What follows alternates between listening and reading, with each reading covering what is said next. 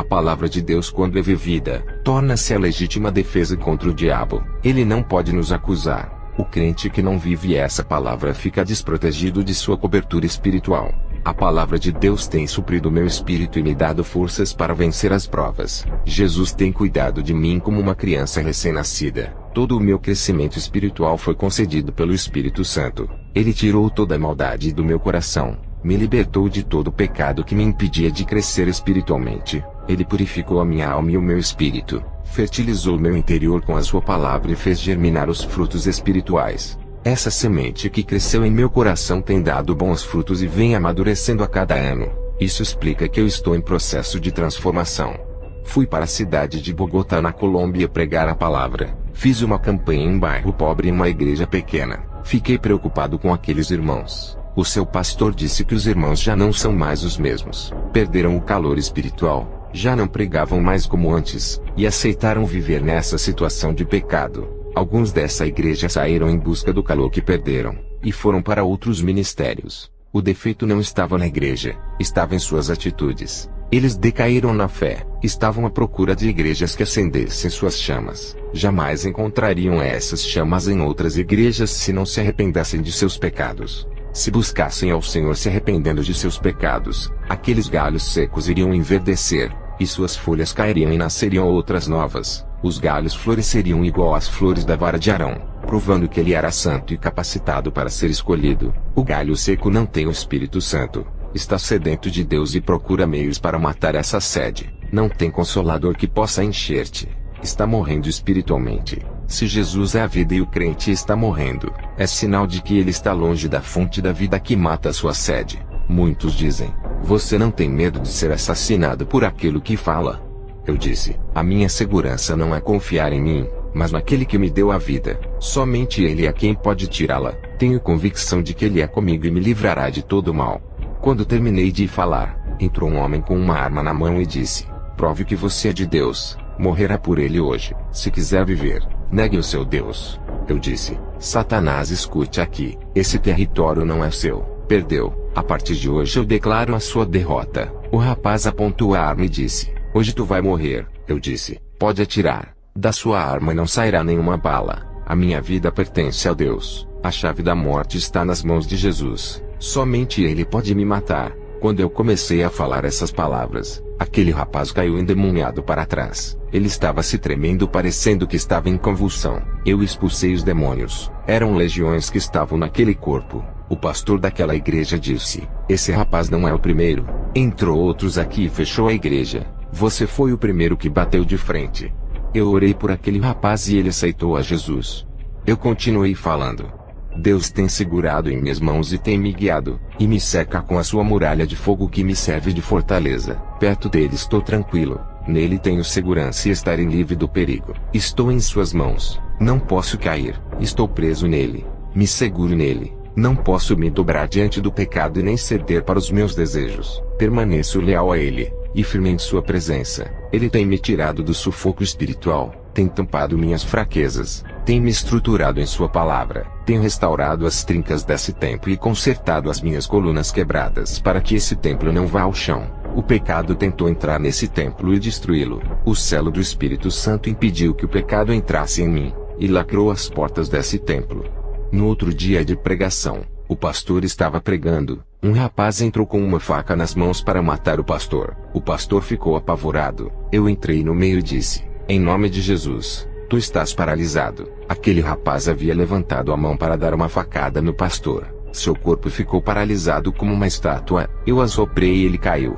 Expulsei o demônio. Aquele rapaz ficou livre. Mais um atentado de morte e mais um livramento de Deus. Através de Jesus, o meu conhecimento sobre o mundo se tornou diferente daquele conhecimento que eu tinha antes. Hoje vejo as pessoas com um olhar de misericórdia. Não é mais aquele olhar de desprezo, e sim um olhar de amor, um olhar de querer salvá-las. O olhar de Deus está em mim. O mundo é o retrato do pecado. Tudo o que acontece nele de ruim é a consequência do pecado. Se o mundo todo se arrependesse e não praticasse mais o pecado, não teria tanta maldade e catástrofes. Deixe Deus entrar nos seus sentidos, e deixa Ele criar os seus projetos do nada na sua vida. Compreenda Jesus, conheça Ele, mergulhe nas águas profundas espirituais, O Espírito Santo está vivo em seu corpo. Seja um valente de Deus. Seja seu guerreiro forte. Seja submisso 100% à sua palavra. Obedecer a Deus é estar sempre debaixo de sua graça andando em seu caminho. Seja um forte de Deus.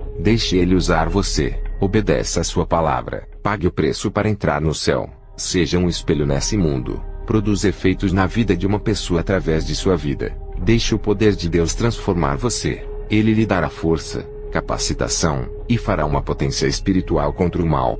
Depois do culto, eu fui para a casa do pastor. No dia seguinte, uma mãe aflita ligou para o pastor e disse: "Vem aqui na minha casa. Meu filho está louco." Na mesma hora recebi uma visão. Vi um rapaz moreno perto do computador vendo o Facebook. Um espírito maligno saía da página e entrava pelos olhos indo para sua mente ficando alojado em sua cabeça. O Senhor abriu mais a minha visão. Do outro lado do computador tinha um senhor conversando com esse rapaz. Ele amaldiçoava as fotos do rapaz e jogava feitiços do outro lado. Ele era um satanista que o rapaz conheceu na rede social. Fui na casa do rapaz que estava louco. Expulsei o demônio. Falei para ele não usar mais o Facebook. Ele disse que não iria mais usar e se converteu ali mesmo. Fui ministrar em outra igreja, e foi-me revelado o estado daquela congregação. A mensagem para aquele lugar foi sobre as paixões do mundo que domina a cabeça. Outros irmãos tomavam decisões erradas quando estavam nervosos e com o emocional à flor da pele. Tudo isso tirava a razão, deixando eles irracionais sem equilíbrio mental, indomáveis e explosivos. A oração iria amortecer as suas carnes e domar seus corações, controlando seus pensamentos e temperamentos. Muitos ali estavam sendo enganados pelos falsos profetas por não saberem a palavra de Deus. Eles não tinham entendimento da palavra. Eram ouvintes e não praticantes. Eles não deixavam o Espírito Santo lhe usarem. Não deixavam ele comandar a ministração e conduzir. Eu exortei eles a se prepararem, examinarem suas vidas, se corrigirem, obedecerem ao chamado, não fazer as suas vontades e fazer aquilo que Deus queria. Sejam um instrumento nas mãos de Deus. Sejam úteis para o trabalho de Deus. É tempo de plantar para Cristo e colher os seus frutos. Seja um agente para a execução do trabalho de Deus. Deus lhe dará recursos celestiais para alcançar almas. Quando a igreja terminou, fui embora para onde eu fui hospedado. Ao chegar lá, dobrei os meus joelhos. Orei sem cessar até as 4 da madrugada. Senti o meu corpo explodir de unção. Uma eletricidade tomou conta de mim. Caí com o rosto no chão. Meu espírito saiu. O anjo Gabriel desceu até o meu encontro. Ele disse: "Kenzo, está preparado para mais uma experiência?" Eu disse: "Estou." Subimos ao céu. O portão celestial se abriu e eu entrei para dentro do paraíso. Que saudades voltar para esse lugar.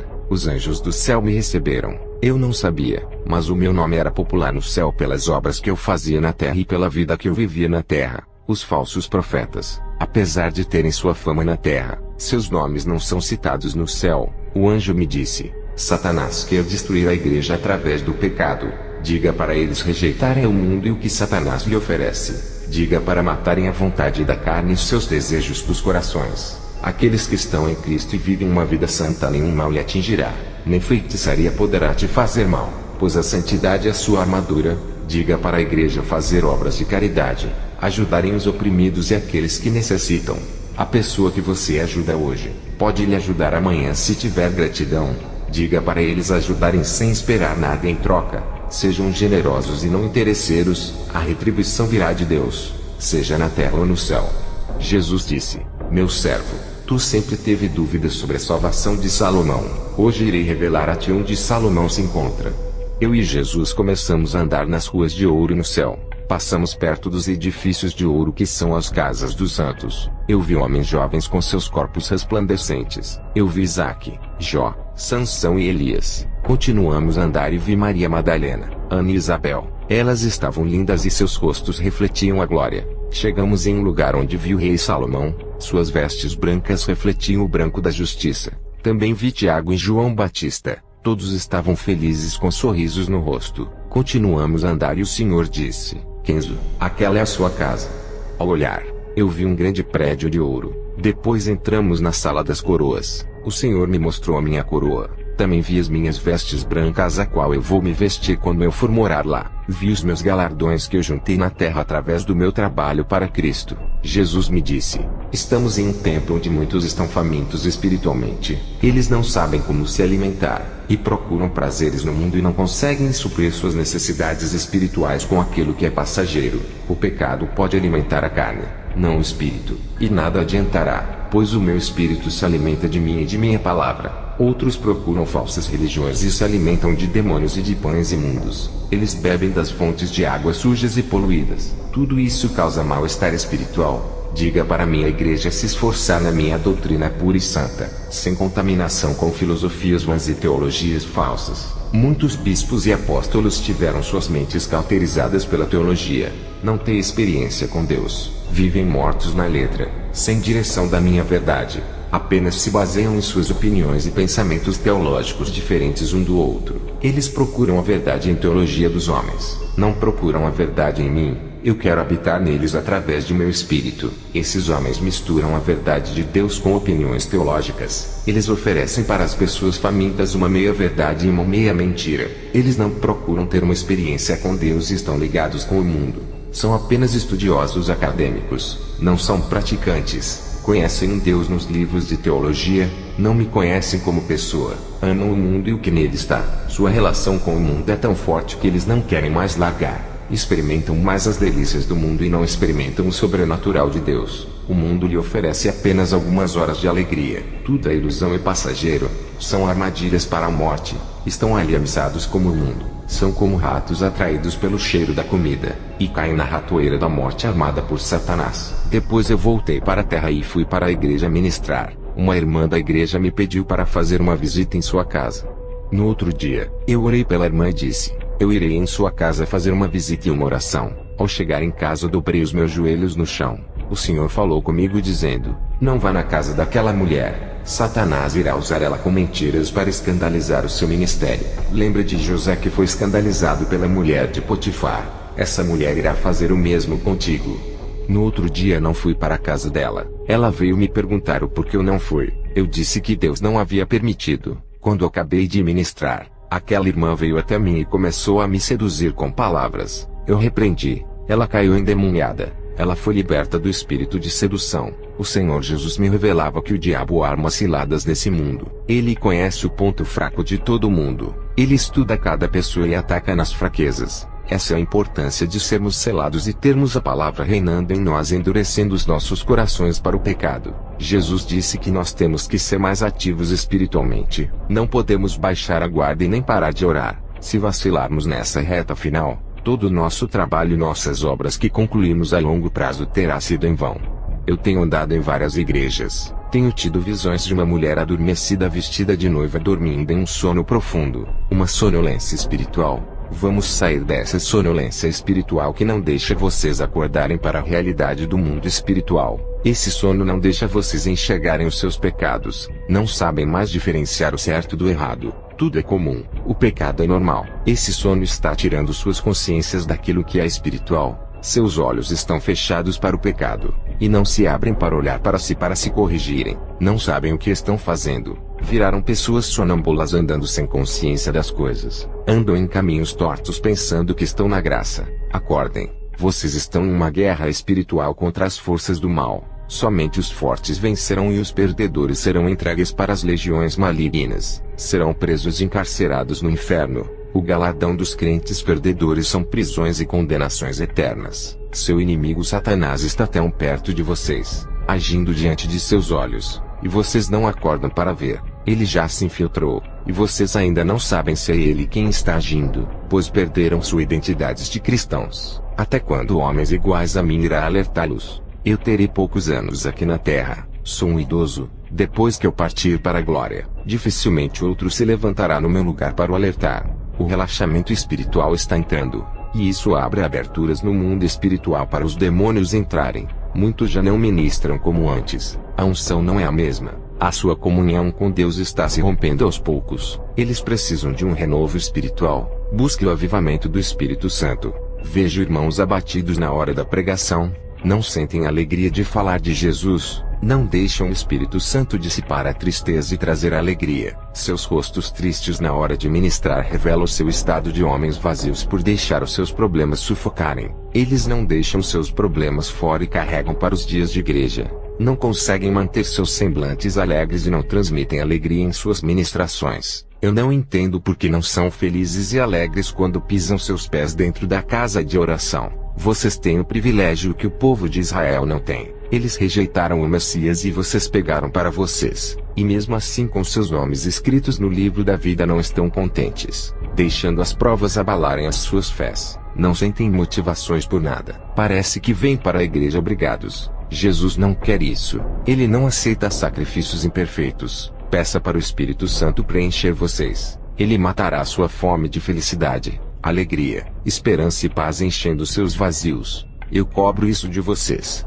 Cobro também no meu ministério que está nos Estados Unidos. Sei que tenho que entregar o rebanho puro e sem mácula no dia do juízo. Não quero ser responsável por nenhuma alma que se perder e não se salvar. E quando eu estou triste eu dobro os meus joelhos e choro até ser consolado. O Espírito Santo me dá alívio e tira a minha dor. Quando me levanto, estou alegre. Subo no altar rindo como representante do Evangelho. Nunca subi no altar triste. Temos que ser fortes.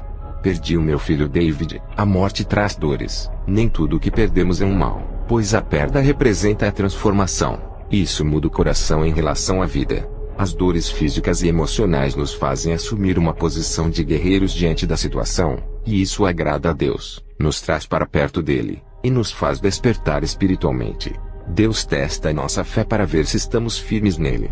A nossa fé nele nos firma nele e nos faz enxergar a Cristo. Não conte seu problema a ninguém, conte para ele, somente ele pode resolver. Dobre os seus joelhos e fale com Deus, descanse e ele resolverá. Não fique cobrando ele. Deus não se esquece de você. Mesmo que olhe para o seu problema e veja ele grande demais, lembre-se de que você tem um Deus grande, e muito maior do que qualquer problema seu. Mesmo que seu problema seja longo e pareça que nunca vai passar, lembre-se, Jesus é o dono do tempo e determina tudo. Ele te dará a resistência de esperar e fará a sua paciência ser mais longa do que seu problema. A sua fé é mais forte do que todas as suas dificuldades. Quando eu conheci a Deus, foi nas maiores dificuldades da minha vida que enxerguei Ele dentro da fornalha comigo. Tive que entrar no mundo espiritual para conhecer a Deus e todo o seu plano.